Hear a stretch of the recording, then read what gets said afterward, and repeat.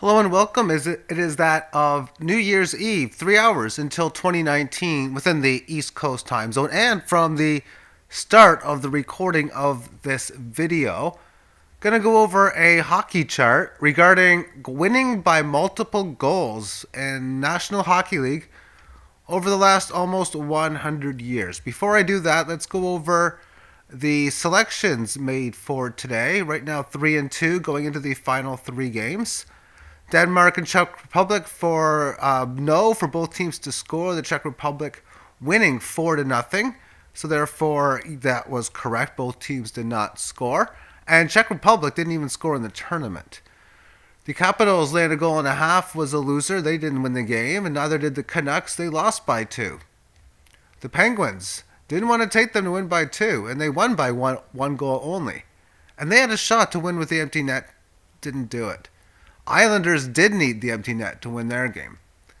So therefore, 2 goals won there. And the Kings, I'm just taking them to win by 1, but the Flames later taking their win by 2. Kings are scoreless after 1. Ducks Tampa 1-1 after 1, as of the live recording of this video. But this is about scoring by multiple goals. So let's bring up a chart. The blue line references what percentage of the time when the home team wins that the victory is by at least 2 goals. The orange line represents when the road team or the visiting team wins. What percentage of their wins are by multiple goals? Now, there have been ties in the past. There currently isn't anymore. And to make data work within each other, what I've done in the tie era games is I take the wins by 2 goals or more, and I divide it by not only the wins, but half of the sum of ties. So if a team finished 50 wins, 25 losses, and say 10 ties, which you couldn't have done, let's just go 40, 30, and 10 back in the old 80 game schedule.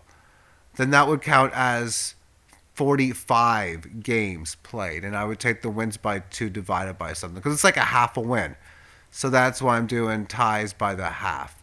Okay, enough of that mumbo jumbo for the details of how it's calculated.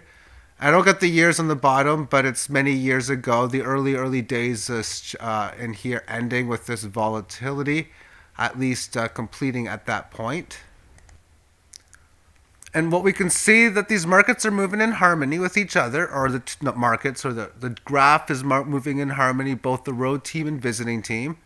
The home team is overperforming the likelihood that they win. It will be in that of multiple goals, and it's been that it's looking that way in every single sport, or not sport rather that of league that I'm looking at it, whether it's minor league hockey, whether it's the Canadian League, the Russian League, international hockey most likely, all of the leagues of hockey most likely suits the road team for this. But as we look at the movement, we can see how in here it goes a little bit up, but the sideways move goes together.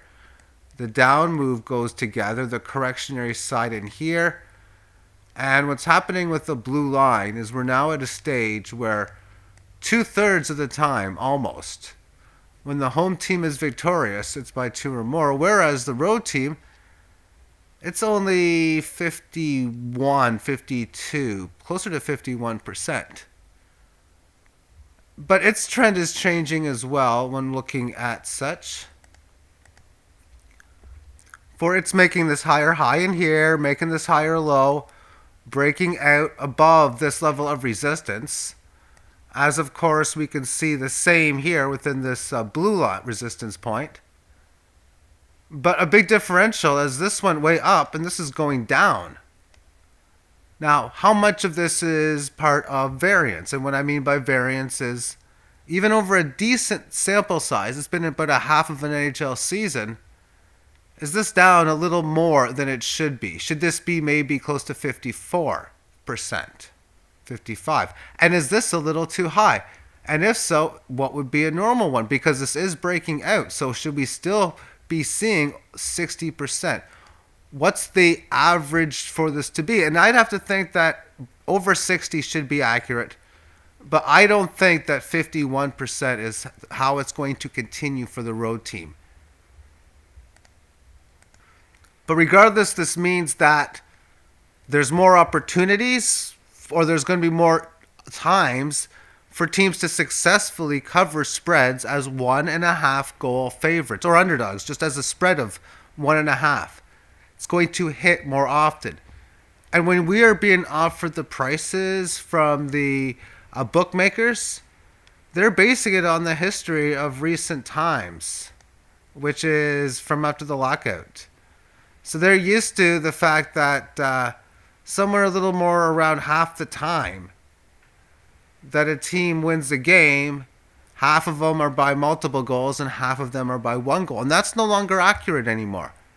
So it's getting to the point now where before, when I liked a team, but it was just marginal, meaning, I might be getting 1 or 2% value to bet on a team, so I don't want to.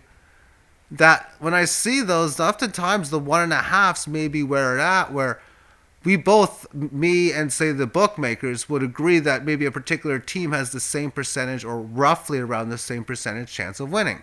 Maybe 45, 57, 65, that doesn't matter. But they would be saying, based on their 2-goal spread, that, but if they win, there's only going to be a lower 50-something% chance that it's, or even lower than that they're going to win by 2. And I might even at times say, no, I think there's like a 63% chance. And then that's where I'm looking at, I'm getting maybe a plus 275 line on something for a team to win by 2, when it probably should only be about plus 225 or plus 230 as a fair number, let alone a juiced number. So that is the way I'm looking at this. We are in a change, and historically we've had good runs up in here before in the past. So to think that this breakout isn't available over this year into next year, but as we move into previous or future years rather, that it could move back up and down like this throughout the 2020s. Have yourself a great day. Bye-bye.